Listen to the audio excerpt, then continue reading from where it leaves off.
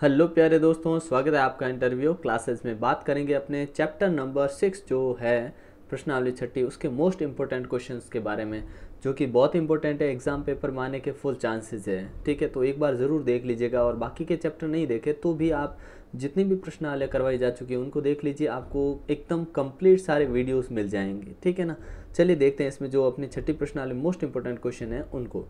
बोला गया है कि अगर त्रिभुज कौन सा पी क्यू आर, ढूंढिए पी क्यू आर कौन सा है। ये पी क्यू और आर, ये जो एंगल है वो बराबर है किसके, पी आर क्यू के। पी आर क्यू ये दोनों अगर बराबर हैं तो आप ये सिद्ध करिए कि पी क्यू एस मतलब ये वाला कोण और कौन सा पी आर टी ये वाला कोण, ये बराबर होंगे। ये साबित करना है।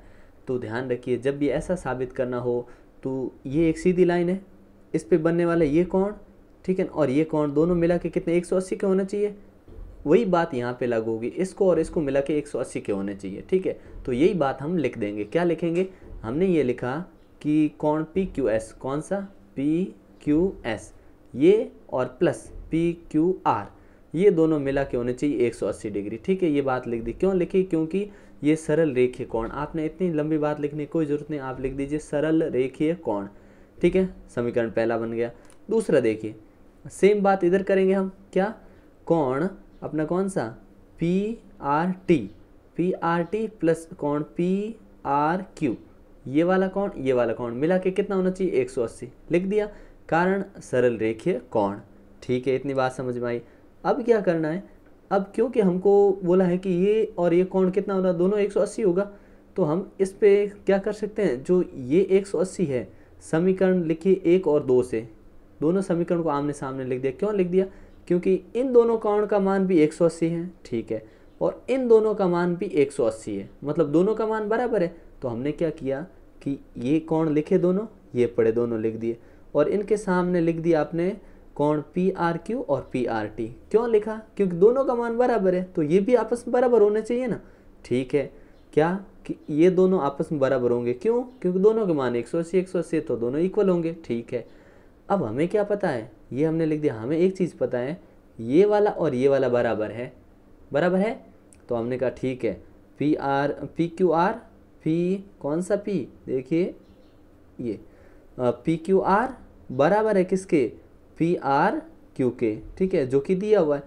तो हम क्या कर सकते हैं, जहाँ अपने पी क्यू आर लिखा हुआ है उधर हम पी आर क्यू दोनों जगह लिख देंगे। देखिए जैसे समझिएगा, पी क्यू एस सेम रखो, ये जो पी क्यू आर लिखा हुआ है ना, इसकी जगह हम पी आर क्यू भी तो लिख सकते हैं। क्यों, क्योंकि ये दोनों बराबर है। तो अगर हम यहाँ पे पी आर क्यू लिख देंगे तो ये पी आर क्यू हो जाएंगे कैंसिल। तो पीछे क्या बचेगा, पी क्यू एस बराबर पी आर टी। यही हमको साबित करना था। ठीक है ना, मतलब समीकरण में से घटा देंगे, सीधी सी बात है। हैंस प्रूव, बड़ा आसान है। अगला प्रश्न देखते हैं, इसी टाइप का है, बहुत ईजी है और ये पूछा गया है कई बार। एक्स और वाई के मान चाहिए। तो सीधी सी बात है, ये सरल रेखा एकदम सीधी रेखा, इस सीधी रेखा के ऊपर अगर ये 50 है तो एक्स कितना होगा, हमने कहा एक्स होगा भाई 130 होगा। क्यों, क्योंकि सीधी रेखा जो होती है वो होती है 180 की, और 180 में से अगर हम 50 माइनस कर दें, 50 डिग्री कम कर दें तो आएगा 130। तो ये हो गया अपने 130 डिग्री। ठीक है, अगर ये 130 है तो वाई भी 130 होगा। क्यों, क्योंकि ये दोनों क्या है, ए बी और सी डी समांतर दे रखा है, और ये एक तिर्यक रेखा है। जब भी कोई दो समांतर रेखाओं की एक तिर्यक रेखा काटे तो एकांतर, ये अंत एकांतर कोण कहलाता है। तो y और x दोनों होंगे बराबर। तो अगर अपना x 130 आया तो y भी कितना आएगा 130। ठीक है, नहीं तो दूसरा तरीका क्या, यहाँ पे ये एंगल दे रखा है, तो देखिए ये 130 है तो ये जो y है वो भी 130 होगा। क्यों, शीर्षाभिमुख कोण। ठीक है ना, क्या होगा, शीर्षाभिमुख कोण। तो कई तरीके उत्तर निकालने के। ठीक है ना, ये ध्यान रखिएगा। अपने को एक्स और वाई चाहिए था, मान निकल गया। अगला देखते हैं इसके अंदर, ये भी बहुत इंपॉर्टेंट है, पेपर में पूछा हुआ क्वेश्चन है। ठीक है, क्या है, ए बी और सी डी समांतर है। चलिए साहब, ये दोनों समांतर है। इसके अंदर एक त्रिभुज दे दिया है। ठीक है, अब इसमें दे रखा है कि आपके ए पी और क्यू ये जो है ये 50 डिग्री। ध्यान दीजिएगा, ये कौन है 50। ठीक है, और दूसरा अपने को निकालना, एक तो ये निकालना, एक ये निकालना। तो हमने कहा एक्स तो हमको सीधा दिख रहा है, कैसे, ये अगर 50 है तो ये भी 50 होगा। क्यों, क्योंकि अंतः एकांतर कोण, ये दो समांतर रेखाएं और एक तिर्यक रेखा, ठीक है ना। अगर ये एक तिर्यक रेखा है तो ये 50 तो ये भी 50, तो x तो आ गया बराबर 50 डिग्री, सॉरी 40 लिख दिया, 50 डिग्री। कारण क्या बताओगे? कारण अंतः एकांतर कोण, ठीक है ना। अभी मैं जो सोल्यूशन है वो भी दिखा दूंगा, आप बस समझ लीजिए, ठीक है। ये मिल गया। अब हमें चाहिए ये वाला, तो देखिए क्या और कोई नियम लागू हो रहा? हमने कहा हाँ हो रहा है। क्या कि ये जो लाइन है और ये अगर समांतर है, ये लाइन एक तिर्यक रेखा है, तो इसका मान और इस पूरे का मान तो बराबर होना चाहिए, कि हाँ होना चाहिए। अगर ये और ये पूरा बराबर है तो यहाँ वाला 50 है और ये 127 है, तो हम क्या करेंगे 50 प्लस y बराबर 127, 127। क्यों? इस पूरे का मान इस 127 के बराबर होगा। क्यों? क्योंकि अंतः एकांतर कोण।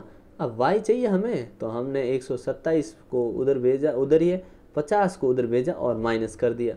जब इसमें से 50 आप कम कर देंगे तो कितना आएगा? तो 127 में से 50 कर दीजिए कम, आगे अपने 7 और यहाँ उधर नहीं गया और 12 में से गया 77 डिग्री, तो कितना आएगा अपने 77 डिग्री। ठीक है, बहुत ही आसान है। ये पूरा लैंग्वेज में लिखा हुआ है, आपको इतना ज़्यादा लैंग्वेज में लिखने की ज़रूरत नहीं है। अगला देखते हैं, ये भी बहुत इंपॉर्टेंट क्वेश्चन है और बहुत ही बार पूछा हुआ है, ठीक है ना। चलिए देखते हैं किस प्रकार से है, सिर्फ समझिएगा, बाकी लैंग्वेज तो लिखना बड़ा आसान है। अपने को क्या चाहिए? SQT ढूंढिए, SQT, इसका मतलब अपने को कौन चाहिए? ये वाला। हमने कहा ठीक है, तो पता करिए, ये दोनों दे रखे, तो ये कौन हम पता कर सकते हैं ना? नहीं कर सकते। कैसे? ये त्रिभुज बन रहा है, ठीक है, और त्रिभुज के तीनों कोणों का योग कितना होता है? कि 180 होता है, तो ये हमें मिल जाएगा। अगर ये मिल गए तो ये शीर्षाभिमुख हो जाएगा, और फिर त्रिभुज के तीनों कोणों के योग फिर से 180। अगर नहीं समझ आया तो फिर से देखिए, इन तीनों का जोड़ कितना होगा? कि 180। तो ये 40 है, एक है 95। हमने कहा टोटल कितना हो गया? टोटल 5 और 9 और 4 हो गया 13, 135 डिग्री इन दोनों का योग। अब इस 135 को 180 से घटाएंगे तो ये आ जाएगा टी वाला एंगल, ठीक है। तो चलिए 180 में से कितना माइनस कर दें? 135 घटा देते हैं, तो घटा दीजिए, आ गया 5 और एक उधर कैरी, तो हो गया अपने 4 और ये आ गया अपने 100, सॉरी यहाँ तो आएगा ही नहीं ना, कितना आया? 45 डिग्री। अब ये आ गया अपने 45 डिग्री, तो यहाँ लिख देते हैं, ये टी कितना आया? 45 डिग्री। अगर टी इधर से कौन सा? PTR, ये आया 45, तो देखिए ST और Q ये कितना होगा? ये भी 45 होगा। कारण क्या लिखोगे? शीर्षाभिमुख कोण। क्या लिखोगे? शीर्षाभिमुख कोण। अब देखिए, एक 45 है, एक है 75, दोनों जोड़िए, कितने हो गए? आपने कहा 0, हासिल गए 1, 12, 120। जब ये दोनों मिला के 120 हो गए तो 180 से घटाएंगे तो ये आ जाएगा 60 डिग्री। तो SQT का मान कितना होगा? 60 डिग्री। बड़ा आसान सवाल था, ठीक है। वीडियो को पॉज करके ये पूरी लैंग्वेज देख सकते हैं। अगला देखते हैं, नेक्स्ट क्वेश्चन, ठीक है ना। इतने ही इंपॉर्टेंट क्वेश्चन है इस चैप्टर में, ये कर लीजिए, इसके अलावा कोई कॉन्सेप्ट ही नहीं बचता है, ठीक है ना। और भी कोई ऐसा सवाल लगता है आपको, डाउटफुल लगता है, छोटे जो क्वेश्चन है आप सोच रहे हैं छोटे क्वेश्चन नहीं हो रहे, छोटे क्वेश्चन सभी पेपर्स में आ चुके हैं। 8 से 10 पेपर है जो आपके अपलोड किए हुए हैं, अगर आप उनको देख लेते हैं उनसे तो बाहर कोई क्वेश्चन बनने का चांस ही नहीं है, ठीक है ना। मिलते हैं नेक्स्ट पार्ट में, तब तक के लिए जय हिंद, जय भारत।